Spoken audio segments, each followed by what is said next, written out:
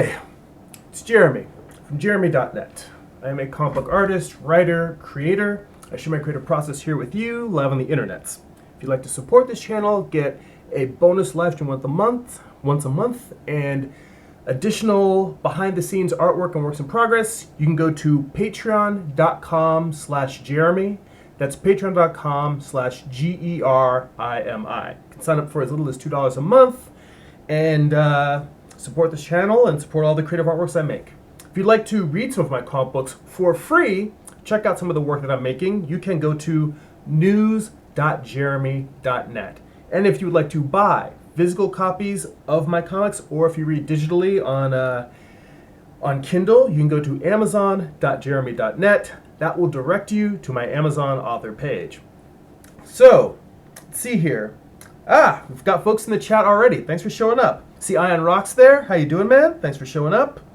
I see Amara. She says she's got carpal tunnel in her dominant hand. I am very sorry to hear that. I hope that you're looking into some sort of therapy for that, or wearing hand braces, or doing whatever you need to do to, heal that, because you've got to, your health is the most important thing. You can't make artwork if you're not healthy. I see Clay is in the chat. He says, thank you for the book you sent me. You're very welcome. I'm glad to hear that.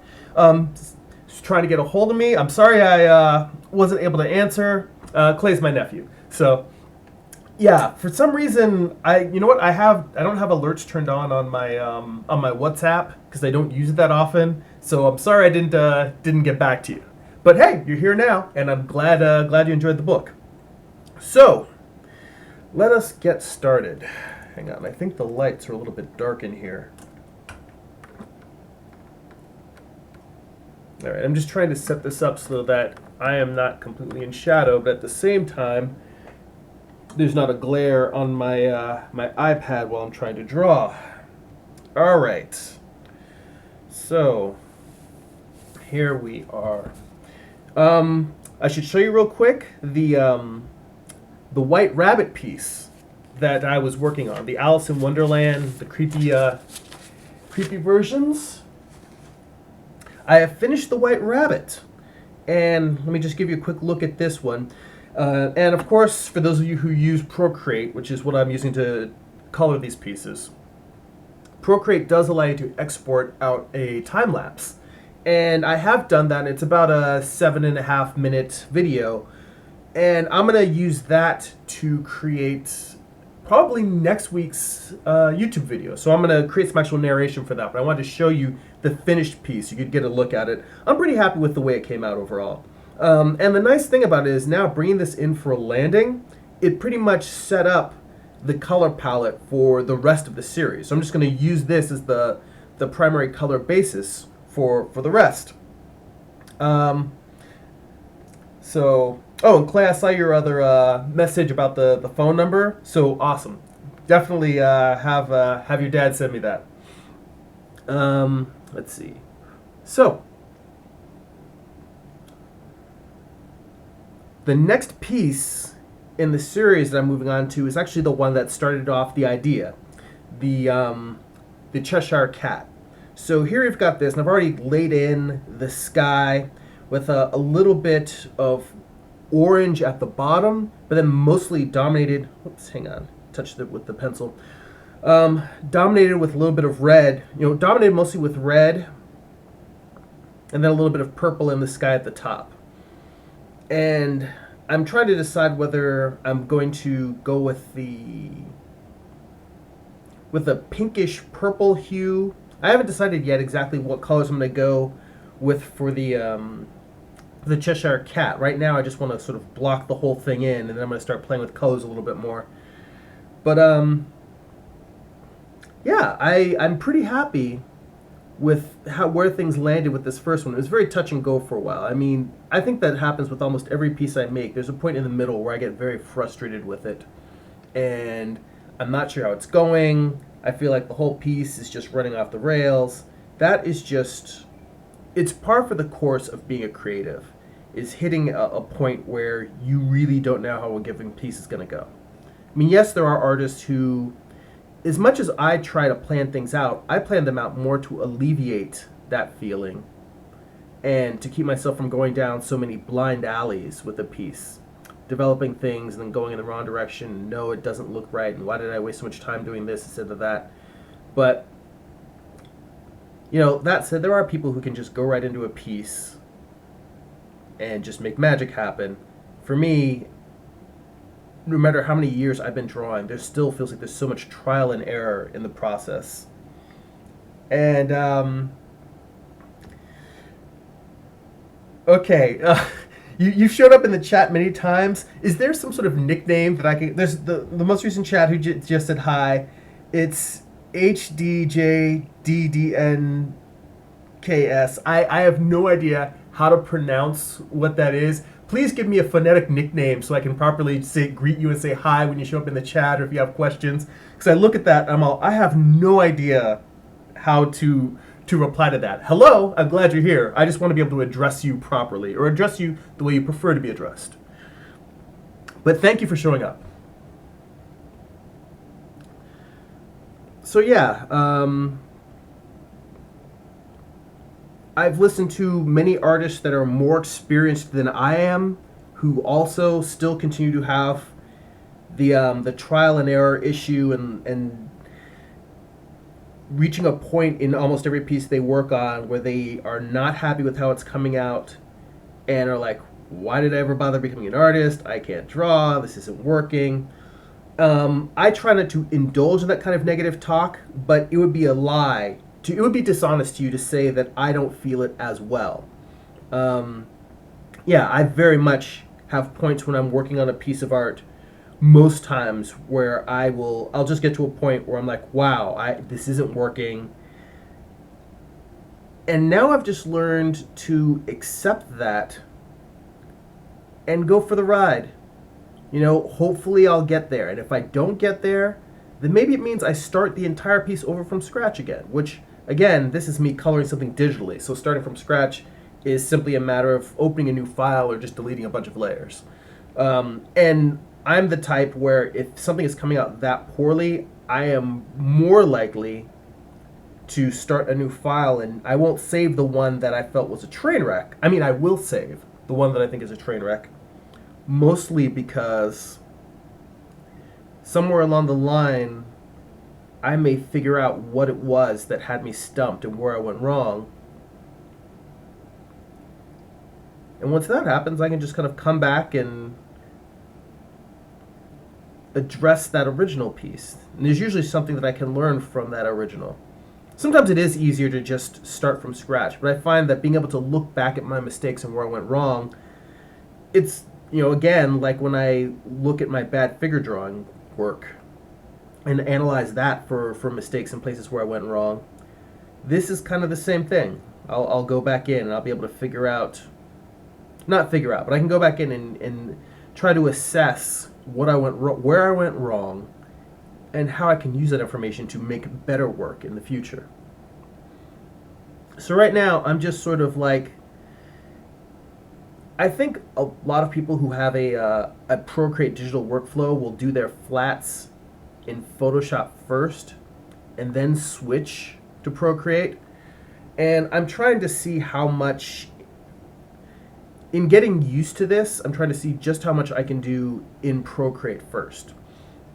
Because it doesn't have a magic wand selection, it can just select everything that's on a particular layer and allow you to color edit particular sections, but you can't just magic wand an area like you can in Photoshop. So right now what I'm doing with the flats is I've just got layers. And a lot of this, coloring with Kurt and Mike Henry. Those are the two YouTube channels. I've been looking at their work to sort of get my legs up to speed in terms of working in Procreate, because I've been working mostly in Photoshop for years, and then I've been working in Affinity Photo. It's like I keep jumping from program to program. I'd been using Affinity Photo for the past year, and now that I have an iPad with an Apple Pencil, I can probably take full advantage of Procreate.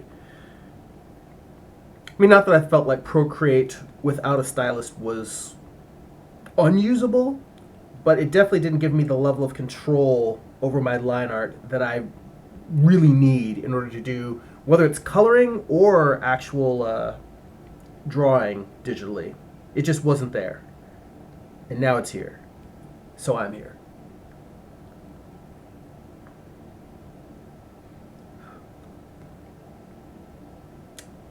So yeah, I just sort of outlined the area that I want to contain the colors with, and then I just, basically the paint bucket. They call it color drop, but it's, it's the paint bucket. And so the idea of this is that I have my flats underneath for the trees going behind the Cheshire Cat, because once you get above the head, I'm going to start painting a transparency mask over the cat to make it fade, because it's the Cheshire Cat, it disappears.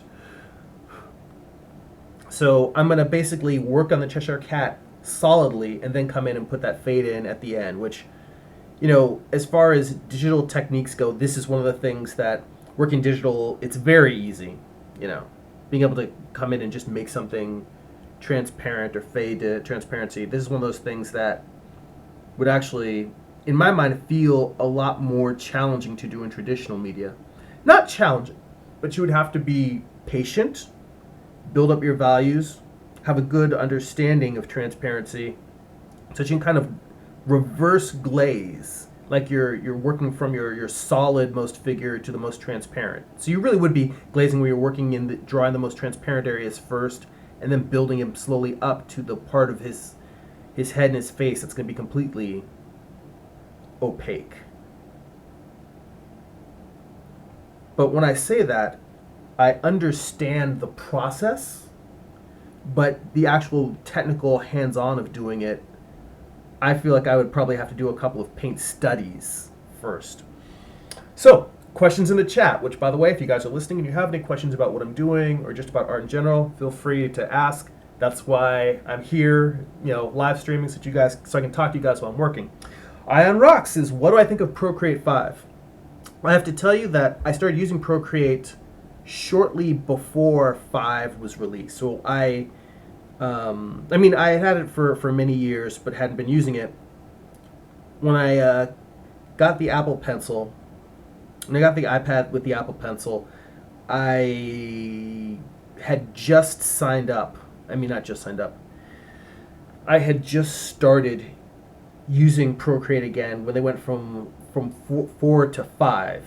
And to be honest, I didn't really see any major differences. I went online real quick and looked at what the features are that they added, and I don't remember off the top of my head what those features were, but they said things, I'm glad they have this, it makes using the program easier. If I had been using it for a while, I'd probably be frustrated that they didn't have it, but it was like little interface things, layer things, functionalities. And so when it comes to Procreate 5 versus earlier versions, I wasn't using the earlier versions. Nope. Let me undo there. Got a break in this somewhere.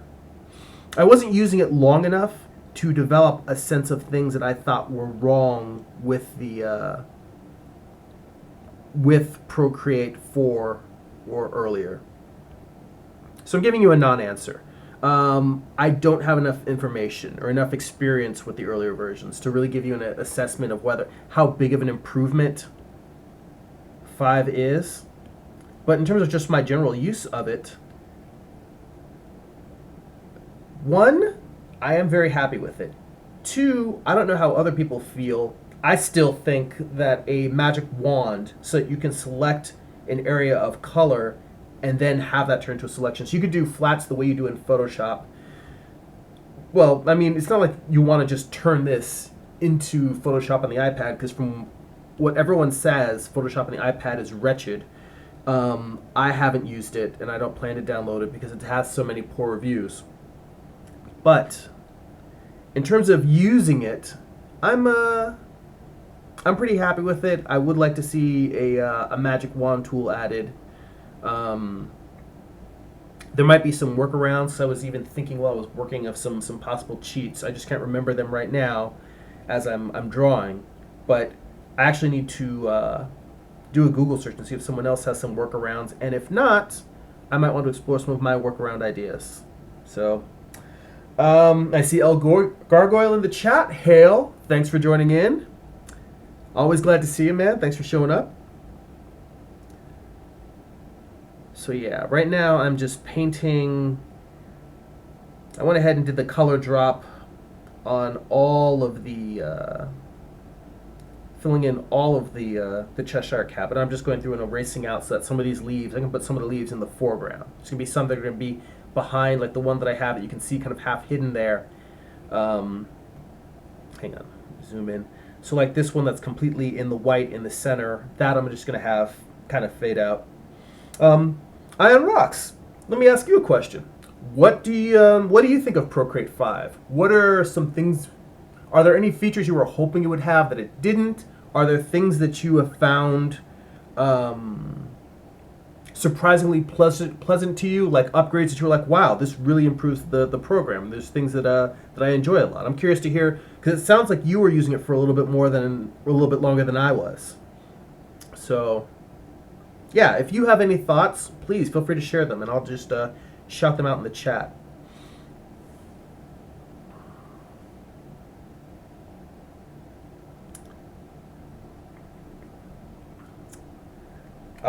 Iron Rock says the paintbrushes are a lot better.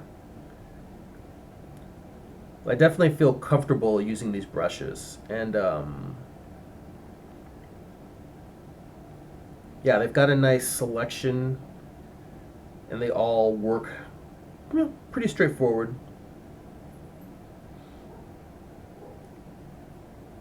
I'm actually one of those people who, as opposed to trying to have a paintbrush to do everything, I really prefer to just have like 5 or 6 brushes, like have a nice airbrush that has the setting that I want, and I just like, change, for all of them, just a matter of scaling them up and down.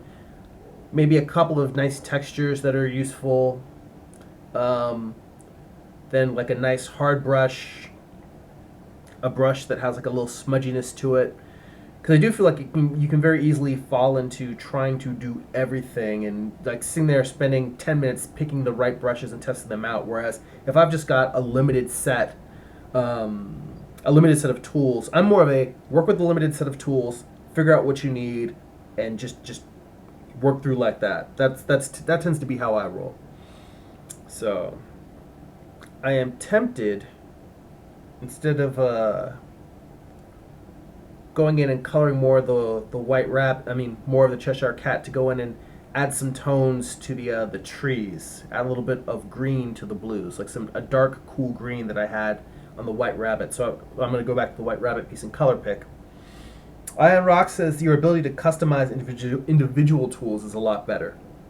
Now that is actually nice. That's one thing in every app where once you set your tool the way you want it, you don't want to have to go back and redo those settings over and over again. So the ability to create a custom brush that you just duplicate an existing brush, get your settings exactly where you want them, and then be able to come in and just manipulate and get it exactly where you want and save that. I find that very, very pleasing in any program. Let me see here. Why are you not letting me color pick? There we go.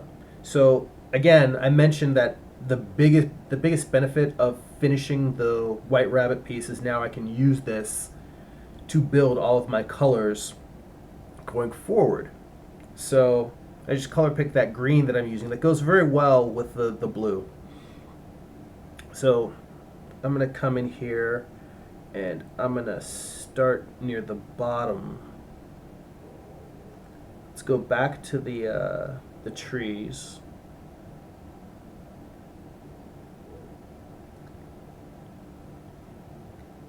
And let me see, is this on alpha lock? All right. I believe it's on alpha lock. Yep, okay. So now I don't have to worry about, see, I've got this here. It's not gonna, for those who don't know, this is just it's kind of a basic thing, but if you're thinking about using Procreate or you haven't used it before, Alpha Lock just makes it so that it also, it's a thing that's in Photoshop, although I tend to use it in Photoshop much less. It just keeps you from painting on something that isn't already painted, meaning the trees, the sky behind the trees are separate. That's a separate layer. So the area where the tree, where the sky is transparent. So right now I'm coloring on the tree, but the way I'm moving my pencil, you can't actually see it. But I'm moving well beyond outside of that, and there's a border around. Oh wait, no, I didn't fill out the border isn't transparent. Maybe I should do that. Maybe I should delete. Nah, it'll be fine. Point being, it's just going to do this on the areas that are transparent. So close the layers. Go back to the brushes.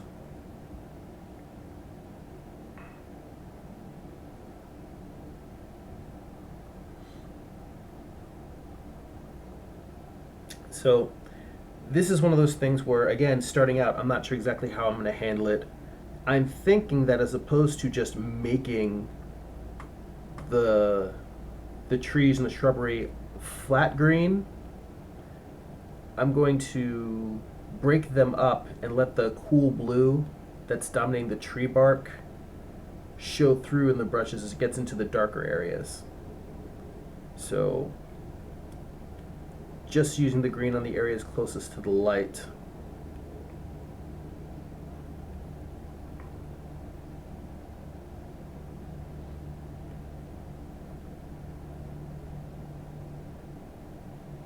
And a lot of these are also going to get painted over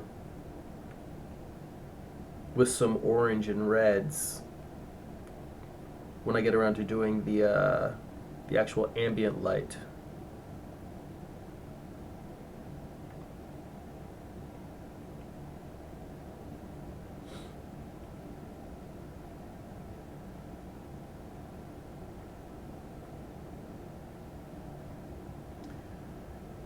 By the way, I think that don't hold me to it, but I may be doing time lapses not just for next week's video, but also for the week after that, because I may have some family plans that following weekend.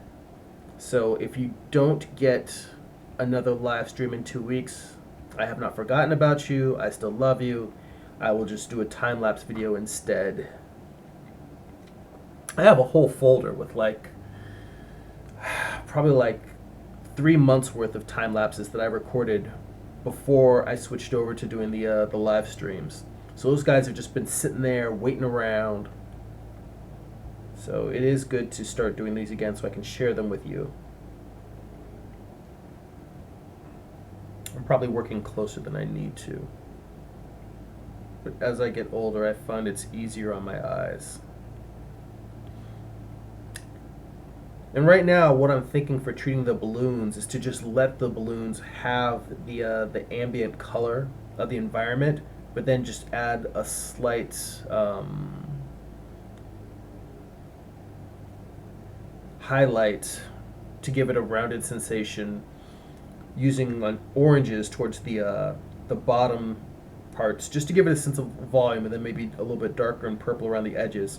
But then for the most part, almost let the balloons fade into the background. Excuse me. Let me drink a little water here.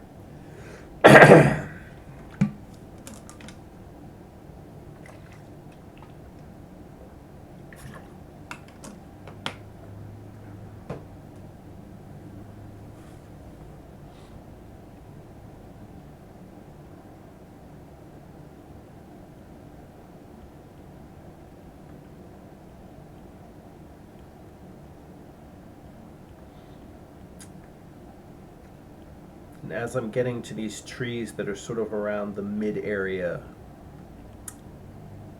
framing the cat and upward, it gets a little bit odd in terms of figuring out how I'm going to approach the lighting, because normally lighting comes from above, but in fact I've got this sunset thing. Once you get to about the Cheshire Cat's head and above, I've sort of got some lighting, the sense of lighting coming from above, but I've also got the sense of the lighting of the sky coming from below. So I've kind of got this dual lighting going on.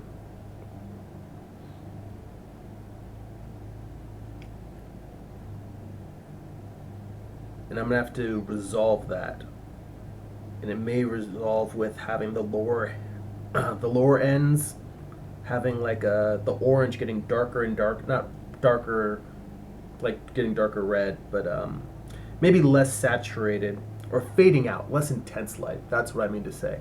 Have the light getting less intense, but have that light basically to have what feels like a dominant light of the sunset at the bottom slowly turn into a rim light as you get to the top, and then having a little bit of like maybe a moonlight, like a blue light at the top of the trees that becomes a rim light as you go down.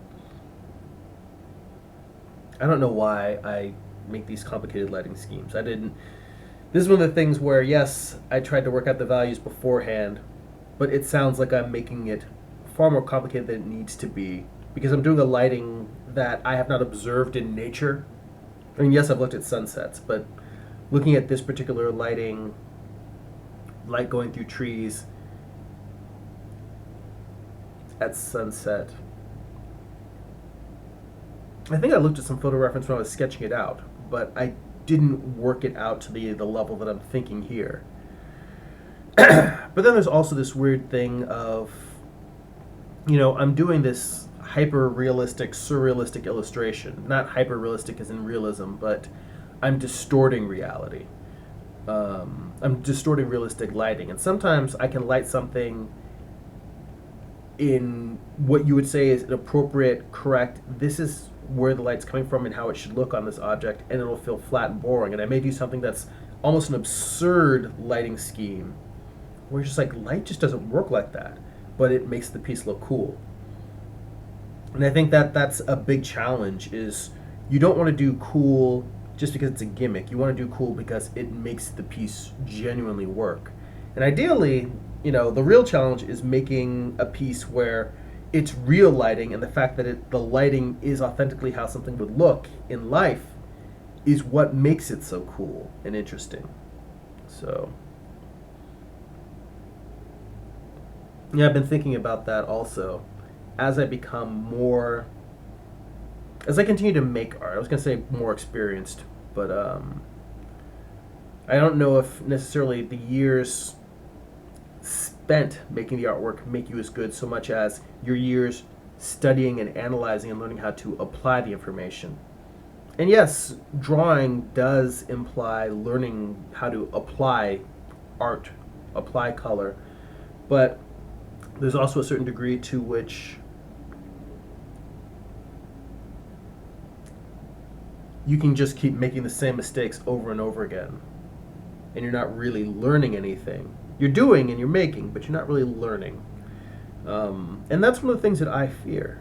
Because I do feel like there's times when, there's definitely times when I feel like I can see the growth that I've made over the years, but there's also very real times where I'm like, I am not any better than I was when I was in high school. And I don't say these things to discourage you. I say these things, first off, I think that maybe this is an imposter syndrome thing, but I feel like a lot of other people, I watch them learn and grow, and I'm like, see, you're actually learning and growing, whereas I feel almost like I learned some fundamentals and then I'm just shambling along trying to make the artwork that I can with what artistic capacity I have, and I think that might be an imposter syndrome thing, where I think a lot of artists, don't necessarily feel like they are as good as they'd like to be. Or at least for as many years as I've been drawing, I feel like I should be better than I am.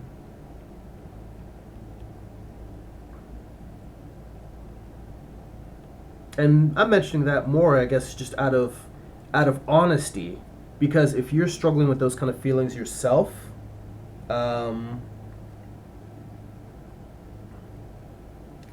then I see, all right, I'm going to take a stab at your name. So looks like it's Hidge. I don't know if it's, I see your name in the chat. It's Hajinx S. Jinxind. I'm not sure how to pronounce it, but I see you there in the chat. Please give me a nickname to give you. or just like a syllable I can refer to, because I see you said hey, and I don't know if you're saying hey just like hi, like reading me like I didn't mention you before, or if you're getting ready to ask me a question. If you're getting ready to ask me a question, then please ask. But yeah, I'm not sure the proper way to address you. But thank you for watching. Um, so what was I saying? Imposter syndrome. I think my point is that if you do ever feel like that, like you're beating yourself up and you're just like, I've been doing this for years and I feel like my art still sucks. People do feel like that. Um, I don't profess to be the most awesome artist. I just have been doing it for a long time, and I'm still learning very much. And I feel like that's me sharing the process of my learning along with you guys as I go. But I definitely have those feelings. Those feelings are normal. Those feelings are okay. Those feelings may never go away, but that's all right, because even with the insecurity or me not necessarily being happy with the results of what I make, I find the creative process, the act of making art, extremely pleasurable.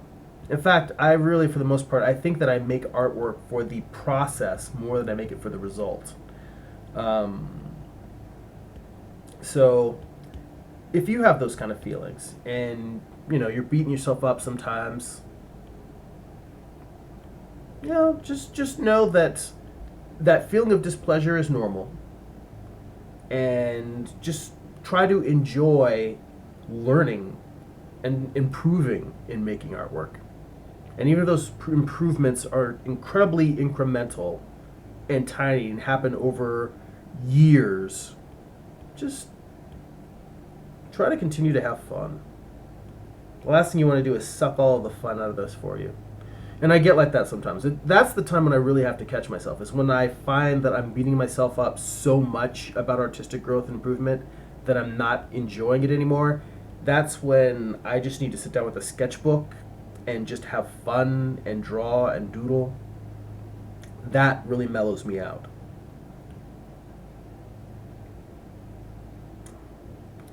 Now, I am tempted to add some of this green to the tree that's right here front and center, but in looking at this full screen, I almost feel like instead of the green, that maybe I want to come in with a lighter blue.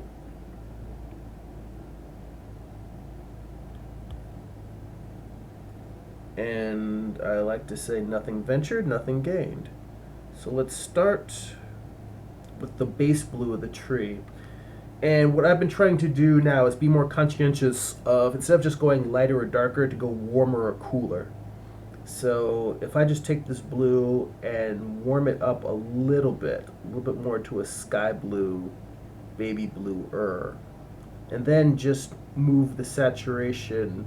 In fact, I don't even want to lighten it that much. Let's move it saturation more than lighting. All right, a little bit more. We want it to feel like there's some light there, but I want it to feel like it is the warmer cousin to the existing color.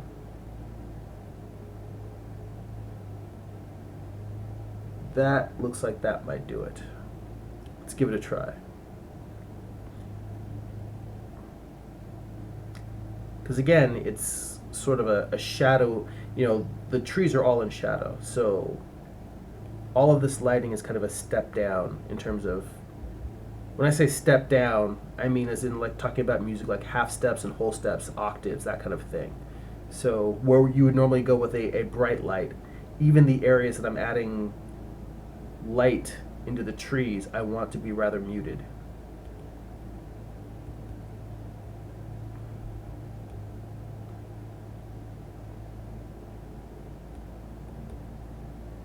So this feels like it maybe implying that there's some moonlight from above.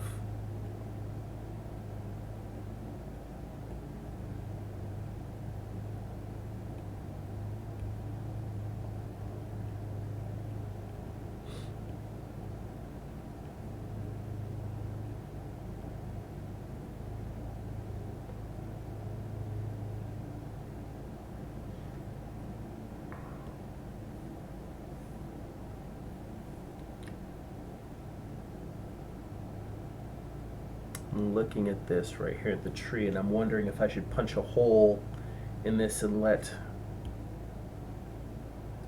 some of that sky come through up here in this corner.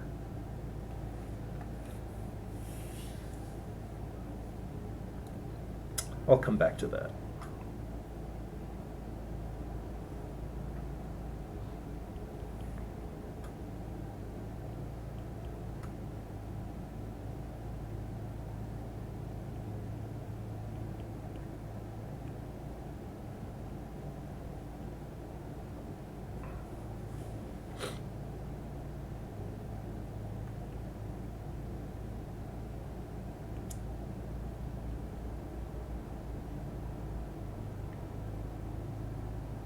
Put a little bit of this on the trees, on the actual branches of the trees, to be specific.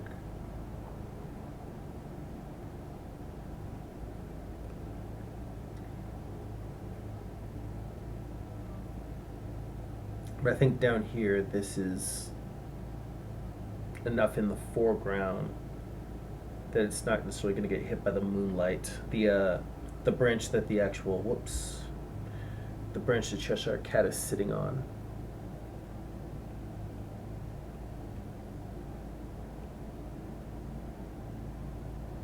Okay.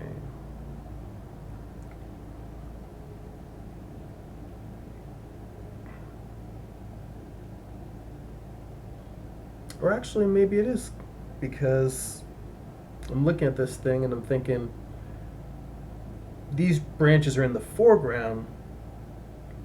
It's kind of farther away from the from the sunset.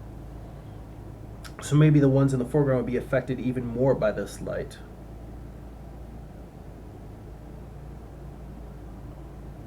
Let's give it a try. Let me turn off the cat for a minute so I can just focus on these branches. And let's see how this feels. Again, it's still going to be getting underlit with warm colors. So I'm going to try and keep this lighting up here. You know what? I really probably should switch to... I'm enjoying using this hard brush, but I'm wondering if I should switch to a softer, more airbrushy feel. Just because it's going to be... an indirect soft light. I mean, moonlight just by nature is very soft.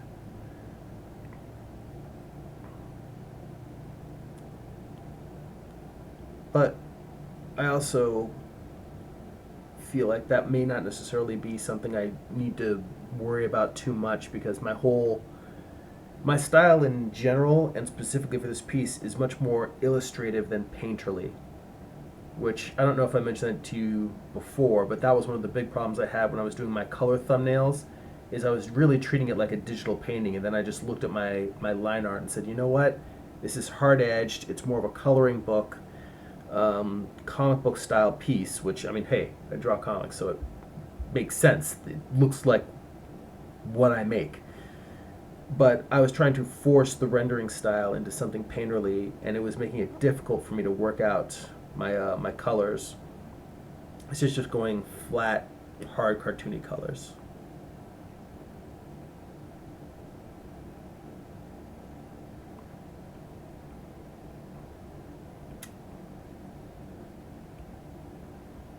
So maybe it don't matter if moonlight is soft.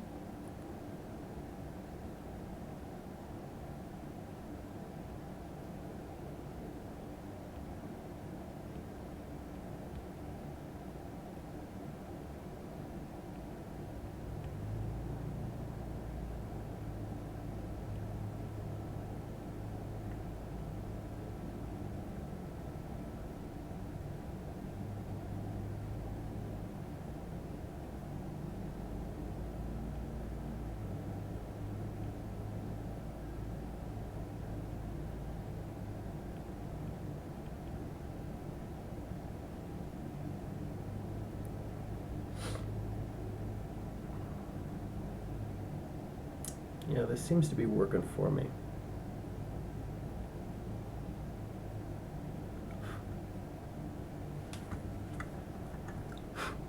Got cat hair on my iPad. When you're using a drawing app, you brush your hand across to wipe it off, and then you make a big mark on there, and then you gotta undo the mark, and it's just like, just try and blow it off.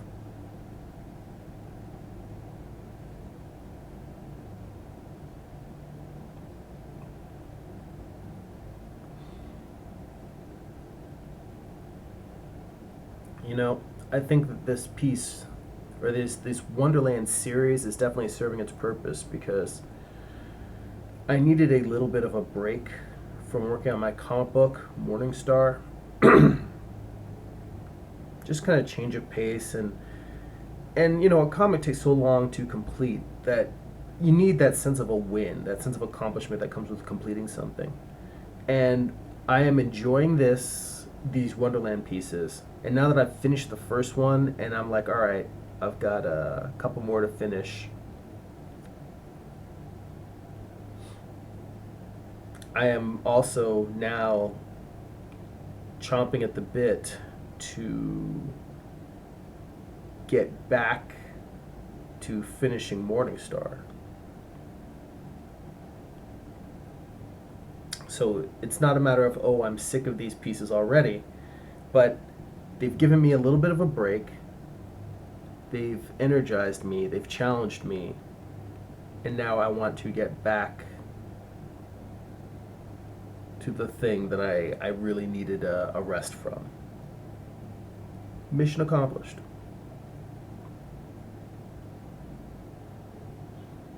I don't know if you guys feel that way. Like when you're working on a piece, when I'm tired, when I'm burnt out, when I'm frustrated, what I tend to do with that energy is, instead of just saying, I'm going to just stop. I mean, there are definitely times when you need to take a break. Don't work yourself to death. But more often than not, what I tend to do when I feel a little bit burnt out is I just say, all right, I'm tired of working on this one project. Well, let me go over here and do these paintings, or let me go over here and write for a little bit. Let me go over here and do something else creative. So it's productive procrastination. And the danger of that is then you end up with a dozen half-finished projects. So what I tend to do is I just try to focus it on one other project that I have in the background, and that other project is my my relief and my release, my change of pace, instead of just starting project after starting project after starting project. That said, I still have a giant dragon painting that is a wedding present for my wife that we've been married almost 5 years now, and I still have to finish. In fact, I finished these pieces, I finished Morningstar, and then I may just be showing you guys a bunch of figure drawings because the rest of my work isn't going to be in front of the easel. It's going to be finishing that painting. And I am very lucky to have a wife that is that patient, that she's willing to wait that long for a wedding present. I see Amar's in the chat. Yeah, how you doing, man? You know, I have been really bad lately about posting like the day before when I was going to do a live stream. And this is just one of those where during the course of my work week, I haven't had time to just hop on, make the post, set it up. And I think there's some weird thing on with YouTube where if I'm streaming from my phone, then that appointment shows up and I can broadcast that way. If I'm streaming from my desktop, I have to set up for my desktop, and I just haven't spent much time at my desktop computer. So, but yeah, I mean, I tell myself every time I finish a live stream that I'm like, oh, I'm going to post when I'm going to be doing the next live stream immediately afterwards so that people can say, oh, he's going to be live streaming in 2 weeks, and just know it and get the alarm. And I keep forgetting that. So I think I may actually try to do that. You know what? I'm not going to say anything. Either I do it or I don't do it. I'm not going to make any promises. I don't make New Year's resolutions. I either do it or I don't do it. So if you see an alert that I'm going to have a live stream in 2 weeks, then it means I got around to doing it. Um, and Amar says you just have to buckle down, spend a day, and just knock it out. And you're right. You're right. I think that most of my discipline towards getting stuff done has been absorbed by life outside of making artwork, and I've just been trying to force myself to be patient and not get mad at myself for not being as on top of things as I usually am. Because I think most people that know me, people that work with me, people in my life consider me to be somebody who is really organized, on top of things, and I beat myself up when I let things fall through the cracks. But as I'm getting older in life, I'm learning that there's only I've always known there's only so many hours in the day. But somehow it used to seem that in my 20s and 30s, I could push through. And it wasn't like I was manufacturing hours in the day, but I could still find ways to get more done in those few hours than I can these days. It seems like there's just a lot more of just life gets in the way, and by the time the day is over, I'm like, wow, where did it all go? I think life always feels that way, but in my 40s, it seems more so. And I have to choose whether I want to drive myself crazy and get neurotic about it, or look at it as, you know what, I am starting to develop limitations in terms of time and capacity and productivity, limitations I didn't have before. And I just make peace with it. I mean, again, it's not like I'm doing comics as my full-time day job. If I were, that would be a different thing. I really feel like my responsibility to my readership would be such that I'm not going to let things slip. But no, for what I'm doing, it's like I just sit down, try to enjoy the creative process. And so Amar also asks, how's the learning Procreate coming along? And it's coming along pretty well. I'll tell you, that's why things were really slow at the beginning of starting the White Rabbit piece. Pardon me, I'll take a sip of water.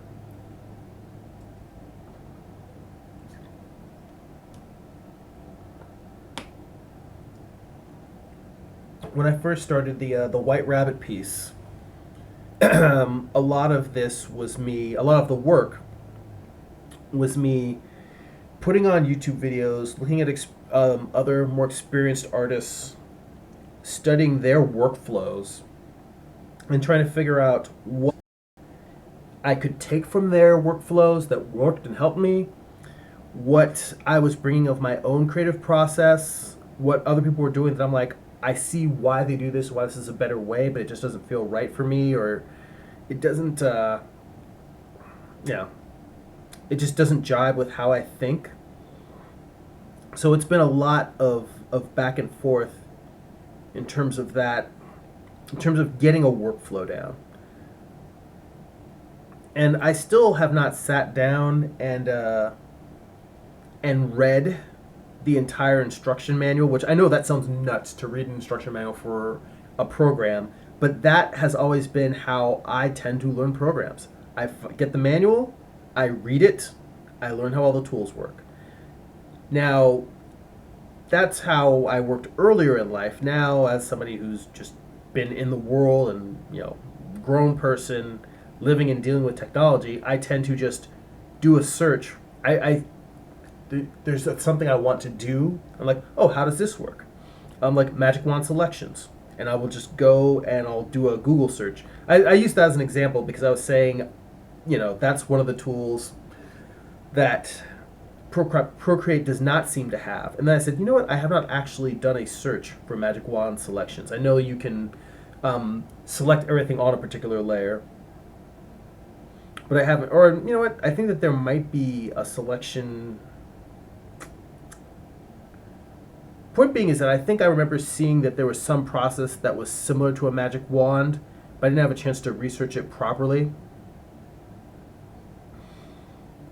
But that tends to be how I work now, is just go and do a search for whatever it is that I'm trying to do, and hopefully there's answers, and if not, I live without, or I try to find my own workaround, or I look at other people's workarounds. Amar says, I have been more productive in the past 2 years than I have in the 20 plus years. You and I are having inverse arcs, as it were, reverse trends, because I think throughout most of my life I've been extremely productive, and now it's just. I think part of it is trying to pay more attention to my health and get exercise and get sleep, because most of my productivity came from no matter what I'm doing and how my workday is going. I'm like, all right, let's say it's 10 o'clock, let me sit down and draw from 10 till midnight. And that was fine. Now I'm getting to the point where I need to force myself to stop doing anything creative by 10 p.m. I need to read or do something to kind of relax my mind and unwind for maybe a half hour, 45 minutes, so I can be in bed and ready to fall asleep by 11. Otherwise, I mean, I don't know about you, but for me, when I finish drawing, anytime I'm doing a drawing session, I can't sleep afterwards. My brain is keyed up. The creative process just activates, like, it just fires all the synapses in my brain. I'm up, I'm alert. I don't want, that's the real truth. It's not that I can't go back to sleep. I don't want to sleep. I want to be up making more art. So that's why I have to force myself to stop making art earlier in the evening than I would like. But I like, an hour before I plan to go to bed. And then just do something that's very relaxing.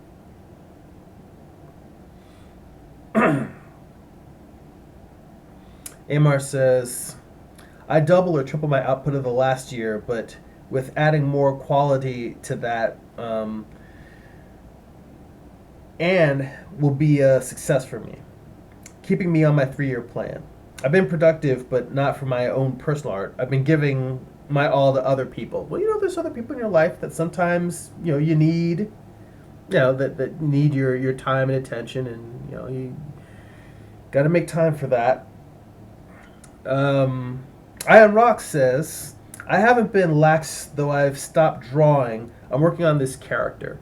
So I presume when you say working, you're sort of developing the character's personality, almost like a Dungeons and Dragons character sheet, or or maybe you're just writing, like sort of a historical profile of who you want them to be. He says, I've basically been working out the mechanics of the character, but I've not started the story yet. Well, I have heard, and I'm not, again, you should work with the process and the flow that gives you the results that you want and need. I have found that when I am developing a character, sometimes the way that I learn about them is by writing short stories that aren't necessarily part of the main story that I plan to use the character in. So just putting the character in situations with other characters, or others, putting them in scenarios and just seeing how they react, and using the writing as an exploration exercise to kind of figure out who this person is by their actions. Because that actually, I think, to a large degree is true. A character is not their traits. A character is what they do.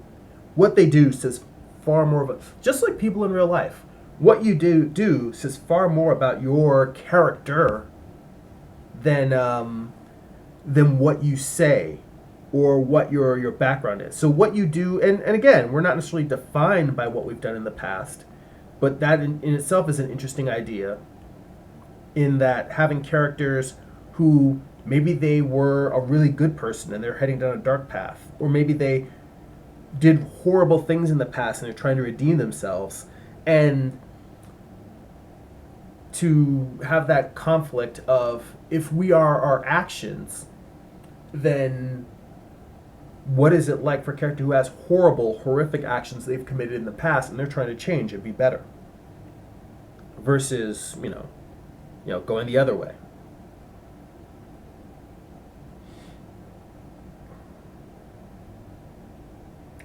Amar says, man, when I hit the bed, I can turn it all off or turn it on when I hit the computer.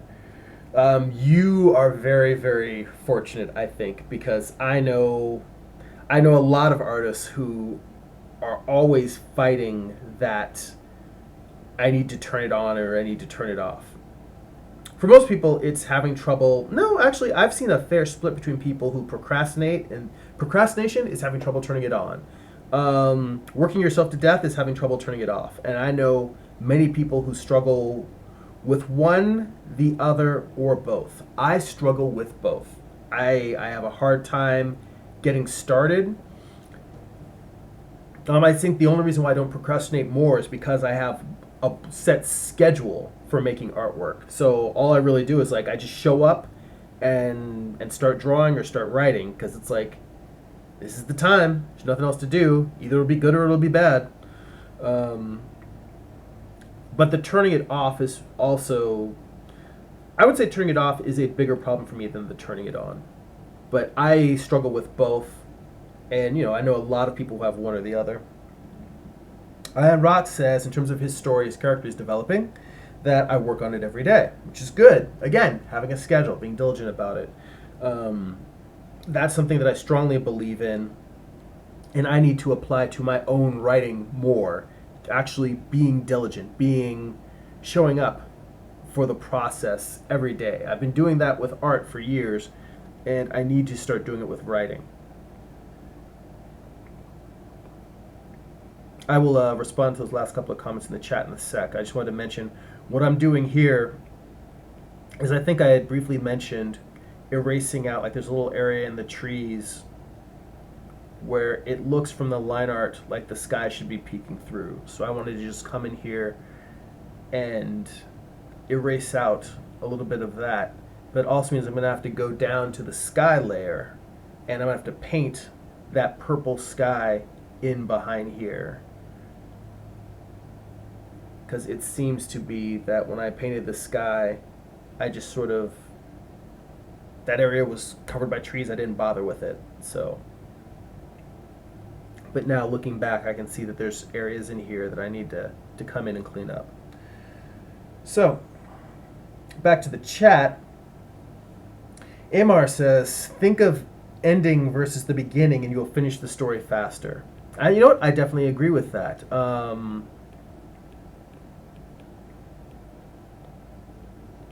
And that's very true, and it's something that I try to keep in mind when I'm writing. I think it's one of those things where I know it, I believe in it, but I don't know if I utilize it to the degree that I should.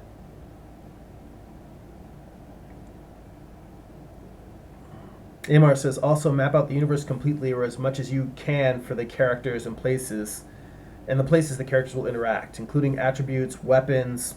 I think this is more in terms of talking to Ion Rocks about fleshing out the character.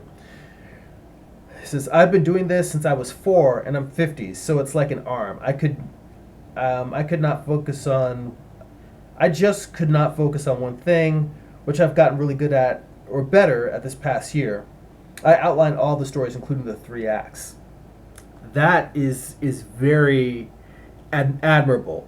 It sounds like you've got more diligence on the writing than I do, because I've been slagging on my writing. I've been not slagging, slacking on my writing. I've for a while been saying I need to develop at least like a 20-minute a day ritual of just coming in, opening a Word doc, and just moving the story along, moving my outline along, fleshing out the world for the next project I'm writing.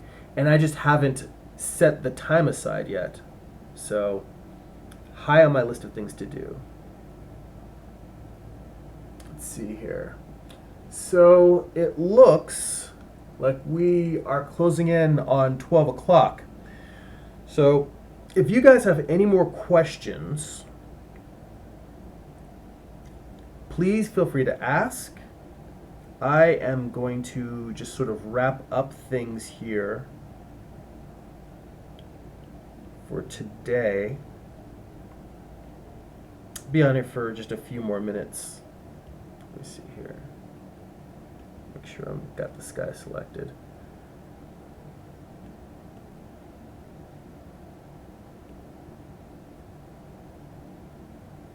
I'm wondering, is there...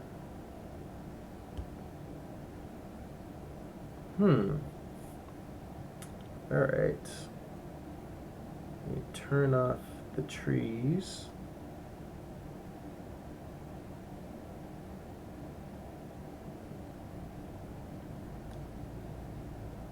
So it is painting, but it's not showing me what's behind there. Oh, I see. Layer mask. I need to paint on the layer mask.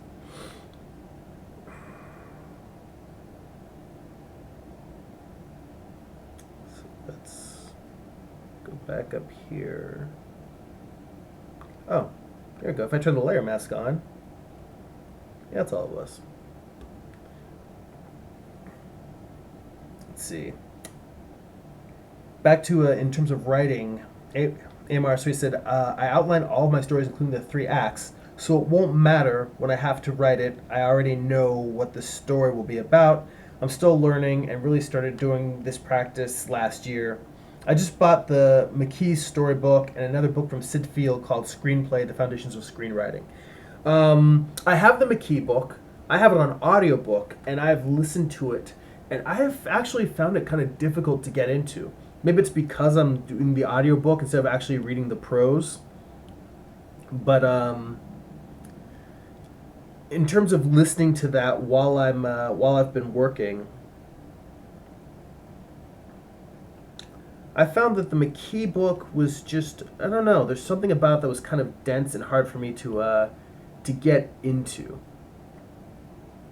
So I need to go back and give it another try and listen to it again. Because he's highly respected. He's helped a lot of writers.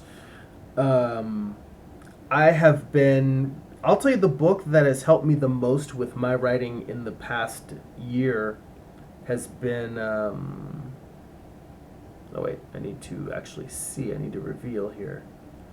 I'd say the book that's helped me the most is a book called Story Grid by a man named Sean Coyne. He is a literary book editor, and he's also worked for many years as the editor for the writer Stephen Pressfield, who wrote The War of Art, which, if you guys have not read The War of Art, read The War of Art. After you read The War of Art, read Story Grid. Both books, The War of Art is just about the general, it's almost like a great pep talk for creatives. It's just about the general struggles that we go through as artists.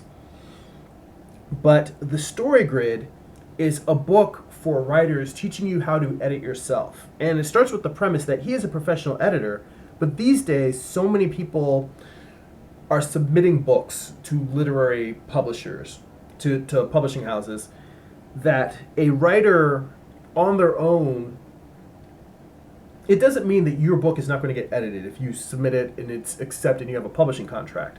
But the bar of quality for your writing is so high just for getting a manuscript accepted that you need to learn to a certain degree how to edit yourself and develop your work to take it as far as you possibly can writing wise. And so it's sort of him explaining the process that he uses when he edits the work of writers, and kind of breaks down how you can apply that to your own writing so that you make it the very best thing possible for you.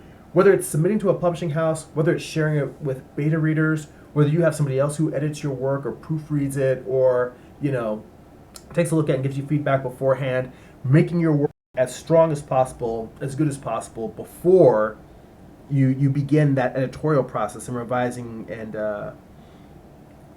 improving your work. So that's a book that I strongly recommend. The McKee book, I need to go back and reread it. You're not the first person to recommend it to me. I have the audiobook. I started listening to it, and just for some reason I wasn't able to get into it. But you reminding me of it means I should go back and check it out. I've also been checking out a book from the library called The Coffee Break Screenwriter. That's by a woman named Pilar Alessandra. She hosts the On the Page podcast, which is a podcast about screenwriting. And she's had the book out for years. I found her podcast very useful, very helpful in analyzing my own work and helping me develop my stories. And in developing this new one, I just wanted to take a look at it and see if there was anything in there that could help me kick the tires, because I'm kind of juggling 3 books at once, which again is not really something I recommend. It's more that I was having trouble deciding what I wanted to do next as my next project. So the way I've been dealing with that is by saying, all right, I'm just going to just keep developing these 3 different stories and see which one comes along the farthest or which one I'm the most excited about. And whichever one I'm the most excited about is the one that I will do next. God forbid I stay equally excited about all of them and they all get equally developed, and then I'm just like, all right, I guess I've just got to start doing 3 comic books at once. That's not going to happen. Trust me, not going to happen. But I'm confident that something will shake out in this process, and then the stories will kind of fall into place in terms of the order that I'm going to do them. I mean, to be honest, there's 2 of them. There's one that I was already planning to do after the 2. There's 2 that are basically, one is what I want to do as another book. One is a sequel to my first graphic novel, Eye of the Gods. Those 2 books are competing with each other. The third one that I'm writing is just one that I want to do after that. I kind of wanted to throw it into the mix because it's a story that I think is timely in terms of where our society and our culture is right now. So, Amar says, I wrote 3 minutes for a web series in about an hour or so last Sunday, so I can share it with you, but I was surprised. I would never have thought that I could have done that 3 or 2 years ago. It's not the best, but it gives me hope that if I could write all the stories for my comic, that if I had to, I could write all the stories for my comic book universe. Well, you know what? That's really admirable. I am definitely impressed with that. That's being super productive. I think right now, before looking at other writing, I want to just kind of bat around something, because I'm taking in a lot of input. I'm taking in input from this particular, the Coffee Break Screenwriter book I'm looking at, other books, and it's almost like I need to kind of clear my brain and my headspace before taking it a little bit more. So I appreciate that. I may hit you up about wanting to check out how you're writing your stuff down later on, but for now, it's almost like I'm trying to internally clear the decks, which having the drawing to focus on, both in terms of this Cat in the Hat, not Cat in the Hat, this Cheshire Cat piece, along with finishing up Morningstar, having that to focus on, the writing still going on in the background. I'm trying to find a nice balance where I can stay productive visually, drawing-wise, while just putting a little bit of time to writing every day. So, okay. I see El Gargoyle just posted. He said that Kobe Bryant died in a helicopter crash. I hope that's not news. I hope that's a hoax. That's horrible if he did. Well, that's a downer note to end a live stream on. Let's keep it on the art. I'm going to have to go check the news after this. Amar says, outline and block them and you will get it done. That is true. I am a big fan of outlining. So I am going to have to go back and keep beating the outline. All right. So, all right, on that note, so this is where we're at so far. I got a little bit more work done on the background, and getting the outline, the silhouette, flatted out for the Cheshire Cat. I'm gonna pick this up over the course of the week, and next week I'll be sharing a time lapse instead of a live stream, and probably the week after that. Guys, thank you so much for showing up, for spending time with me, for the great questions and the great conversation. Again, if you enjoy this channel and would like to support it for as little as $2 a month, please go to patreon.com/GERIMI. It's my Patreon channel. I do a bonus live stream that's a Patreon exclusive once a month, as well as tons of additional Patreon exclusive blog posts. If you'd like to read some of my comic books for free, go to news.jeremy.net. It's GERIMI. And if you'd like to purchase physical copies or Amazon Kindle copies, you can go to amazon.jeremy.net. That's it for now. Go be creative.